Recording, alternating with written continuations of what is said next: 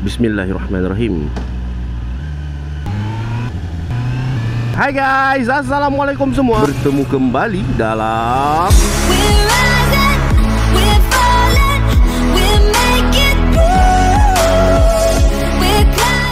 apa khabar korang? Aku harap korang berada dalam keadaan sihat-sihat hendaknya. Okay? InsyaAllah. So hari ni aku bersama-sama dengan Encik CBR 650RE Clutch yang aku baru je ambil dalam beberapa hari yang lepas untuk aku test, ride dan juga review. Dan untuk video kali ni aku akan buat satu video walk around ataupun video show off apalah yang ada pada Encik CBR 650RE Clutch ni. Dan macam biasa, cakap banyak pun tak guna, tembak pun tak kena. Jom kita sambung dekat Tasik Cempaka.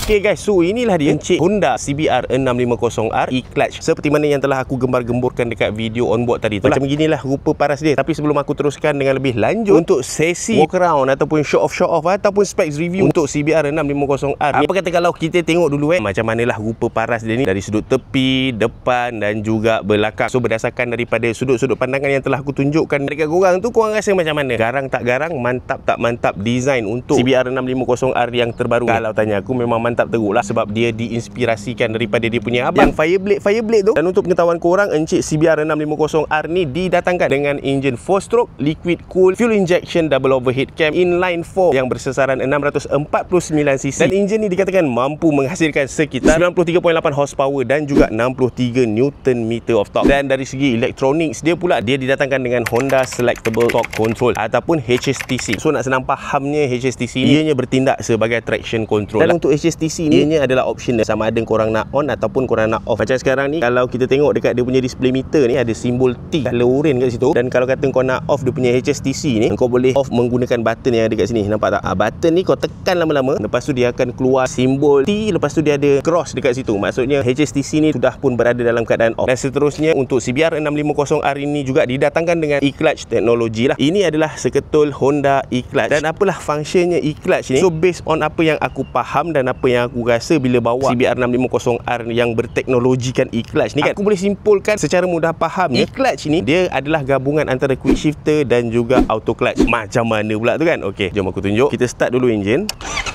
Untuk memastikan yang e-clutch ini berada dalam keadaan on, kalau kita tengok dekat sini, dekat meter ni, dia punya indikator dekat situ, kalau tengok huruf A, lepas tu dia kali hijau. So kalau kata benda lah tu menyala, maksudnya e-clutch untuk motor ni tengah on lah. Bila dia tengah on, maksudnya kau boleh masuk gear tanpa perlu menarik dia punya clutch ni. Nampak? So macam sekarang ni aku tak tarik clutch tau, aku masuk gear.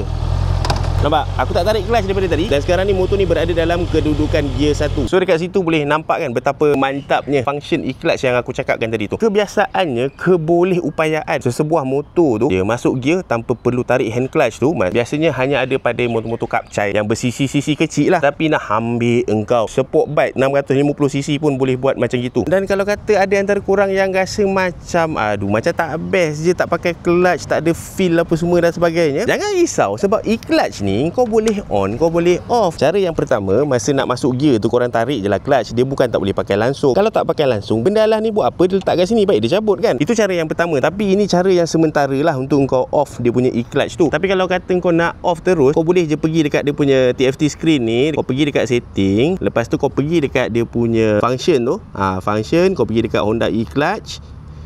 Lepas tu, dekat sini kau nampak, dia bukan setakat boleh on atau off sahaja function e-clutch ni, dia juga boleh adjust kau punya sensitivity untuk upshift dan juga downshift. Kalau kata kau off, dia akan keluar macam ni.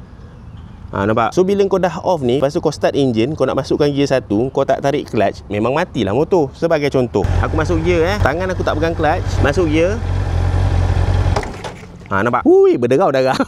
So itu kalau kata untuk off terus ataupun tak nak pakai langsung function e-clutch tu, which is pada aku macam kau dah beli dan benda tu ada dekat motor tu, kenapa nak kena off Kalau aku memang takkan off lah kan. Tapi itulah dia preference orang lain-lain kan. Alright, so itu secara ringkasnya lah function e-clutch tu. Tadi aku dah tunjuk dekat korang macam mana rupa paras dia punya display meter kan. Ni aku kena bagi tahulah yang bahawasanya Encik CBR 650R ni didatangkan dengan 5 inci punya TFT screen. Dan untuk pengetahuan korang juga, TFT screen pada CBR 650 650R ni juga membuatkan motor ni boleh di-connect ataupun boleh di-pair kan dengan korang punya smartphone. Dan yang seterusnya, dari segi suspension untuk suspension depan Encik Honda CBR 650R ni, ianya dilengkapi dengan Showa SFF BP USD fork. Tapi Showa suspension yang ini adalah jenis yang non-adjustable lah. Dan untuk suspension belakang pula, dia dilengkapi dengan preload adjustable punya monoshock. Dari segi braking system kalau kita tengok dekat sini, memang standard lah. Kebiasaannya sport bike 650cc ni memang dilengkapi dengan sistem double disc untuk brake depan. Dan sama jugalah dengan Encik CBR 650R ni, dia pakai double disc punya braking system untuk brake depan yang dipadankan bersama-sama dengan 4 piston radial mounted Nissin brake caliper. Manakala untuk sistem braking belakang dia pakai single disc sahaja yang dipadankan bersama-sama dengan single piston Nissin brake caliper. Dan untuk sistem braking depan dan juga belakang dia ni kan, ianya juga dilengkapi dengan dual channel ABS. InsyaAllah takkan ada masalah tayar locking ketika hard braking dan sebagainya. Dan kalau kita tengok pada tayar standard kilang yang diberi pada Encik CBR 650R ni, dia menggunakan tayar daripada Dunlop, iaitu Dunlop Road Sport 2. And then untuk saiz tayar dia, tayar depan dia bersaiz 120/70, manakala untuk tayar belakang pula dia menggunakan tayar yang bersaiz 180/55. Dan seterusnya kalau kata kita tengok pada seat height motor ni kan, pada aku taklah berapa tinggi sangat. Ianya mempunyai ketinggian lebih kurang 810mm.